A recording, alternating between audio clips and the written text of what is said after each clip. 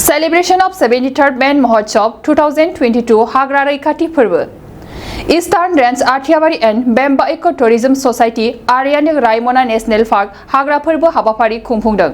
बे हाबाफारियावनो बाहागो लायो बिटिआरनि हाग्रा बिफाननि EM रनजित बसुमतारी बिथाङा। लोगोसे बाहागो लाबावो ओनसोलनि गुबुन-गुबुन हाग्रा बिफानाव मावग्रा मावसुमाफोराबो बे हाबाफारियाव बाहागो लायो। हाग्रा बिफाननि EM रनजित बसुमतारी बिथाङा साफ्रोम रायजो राजाफोरनि सिगाङाव बिबुंथिनि गेजेरजों फोरमायोदि हाग्रा रैखाथि होनांगौआ आंनिल' दायथ' नङा। नों आंजों गासै रायजो राजाफोरनिनो गोबां दायथ' दङ। लोगोसे फोरमायबावोदि हाग्रा सिफायना जाय सुबुङा हादान सिफायना संसार जानायनि सिमां सुजुयो बैफोरबायदि सुबुंनि सायाव गोख्रों राहा लागोन होननानै। रनजित बसुमतारी बिथाङा हाबाफारियाव बाहागो लाना खौरांगिरिनि सिगाङाव मा फोरमायखो फै जों आबुङै मिथिना लानि। बोसोरनि सिगां जा बन उत्सवआ जोनोम जादों आरो दिनै 73थि बन उत्सव सान बे बन उत्सव सानावहाय जोङो बर' माहारिया जदियो 7000 बोसोर जोङो रायजो जाबोदोंबाबो बे जोंनि हादोराव जोङो दिनैसिम हाग्रा बिफानखौ बासायनायाव जोङो रोंगौ रागौ नङैनि थाखाय बा बे बेलायावहाय गोबां सोलोंथाइ गैयैनि थाखाय जोङो दावगाखांनो हायाखैमोन।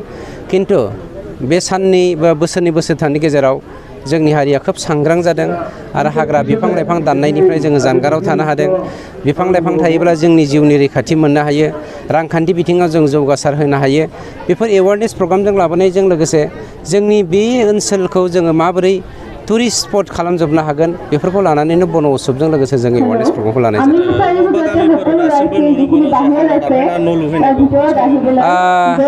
माखासे राजखान्थिगिरिफ्रा जोंनि बे गुरै गोसोनि बर' समाजफोरखौ समाजनि मानसिफोरखौ माने थुलुंगानानै दिनैबो हाग्रा दाननायावहाय इनभल्भ खालामगासिनो दङ।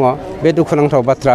किन्तु सोरबा राजखान्थिगिरिनि दैदेननायाव बा थुलुंगानायाव जों जोंनि मावनांगौ खामानिनिफ्राय जानगारनानै जुदि जोंखौनो धंस खालामनानै लायोब्ला बे बर' हारिया जोबस्रांनायनि अनगा गुबुन जेबो नङा। बेनिखायनो जों बेफोरखौनो एवारनेस लाबोनांगोन। दिनै नोंथांमोननि मिडियानि गेजेरजोंबो बेफोरखौनो फोसावनांगोन।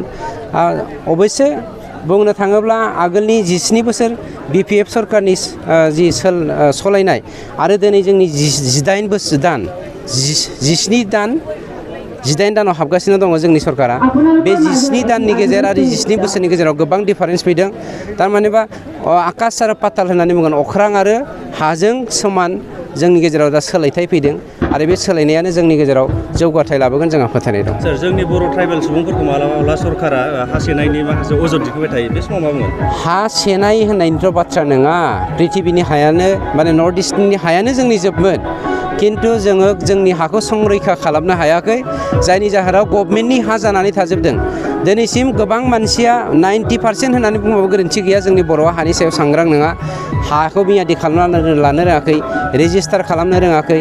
जोङो गोबाङानो दिनैसिमबो फरेस्टनि जा रिजार्भ एरिया बेवहायनो थानानै जोङो जुदि 50 बोसोर थादोंबाबो बिनि खामानिखौ मावना लानो रोङाखै।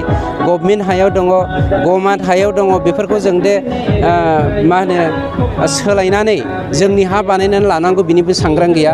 बेफोरनि थाखाय जोंखौ बर' हारिखौ हा सेग्रा होननानै बुंनाया साभाबिक। किन्तु बेफोरबायदि बुंजानायनिफ्राय बारग'नो थाखाय जों दा खामानि मावनांगोन। सानैसो सैमाया सोंबाय थागोन, मैदेरा थांबाय थागोन। नोंथाङा देहानि सानाय सुनाय बेरामनि जेंनायाव गोग्लैदों नामा? गावनि देहानि सानाय सुनाय बेरामखौ लानानै दुखुआव दं नामा? मोनसे गोजोनथाव खौरां, नोंथांनि देहायाव बायदि रोखोमनि सानाय सुनाय दंब्ला नोंथाङा जिंगा दासि। SI निउर' थेरापि, बेयाव नोंथाङा गावनि देहानि सानाय सुनायखौ गोरलैयैनो फाहामनो हागोन। सिं सानाय, आफादावदै सानाय, मोदोम जरा सानाय, आइजोफोरनि जेंना, बायदि बायदि गोबां रोखोमनि देहानि सानाय सुनायखौ गोरलैयैनो फाहामनो हागोन। SI निउर' थेरापिया चिरां जिल्लानि बेंटल गलानं 5आव दं आरो बे SI निउर' थेरापियाव नोंथाङा गासै देहानि सानाय सुनायखौ गोरलैयैनो फाहामनो हागोन। गोबां मिथिनो थाखाय 7620160459 जानबुं अनजिमायाव जगाजग खालामनो हागोन।